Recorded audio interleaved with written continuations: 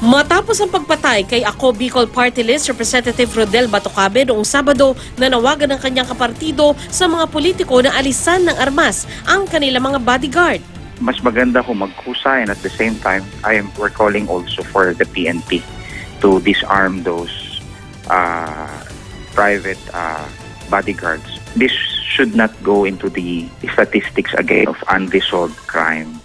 Si Batocabe at kanyang police security escort ay napaslang habang dumadalo sa isang programa sa Daraga Albay kung saan siya tatakbong mayor sa 2019. Pero para kay Senador Panfilo Lacson, dating hepe ng Philippine National Police, mas mainam kung kakanselahin ng PNP ang lahat ng permit to carry firearms outside of residences o ito yung permit para madala mo sa labas ng iyong tahanan ang iyong baril.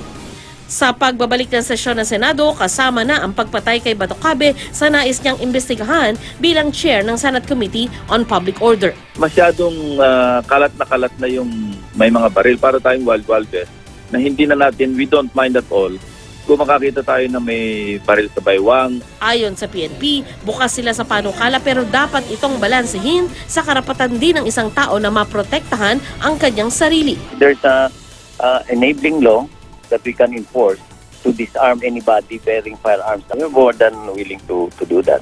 Yung policy na sinusunod natin based on our firearms and ammunition code, anybody is entitled, is the right of every Filipino to possess firearms and even carry it outside of residence. May programa daw ang PNP para masugpo ang mga gun for hire o plan bakal sita naman daw ang sagot nila sa mga nagdadala ng baril na walang permit to carry. Binabantayan din daw nila ang private armed groups. Sa ulat ng Independent Commission Against Private Armies o Zenia Rosa Commission noong April 2010, tinatayang may 107 private armed groups sa bansa. Sandra Aguinaldo, GMA News.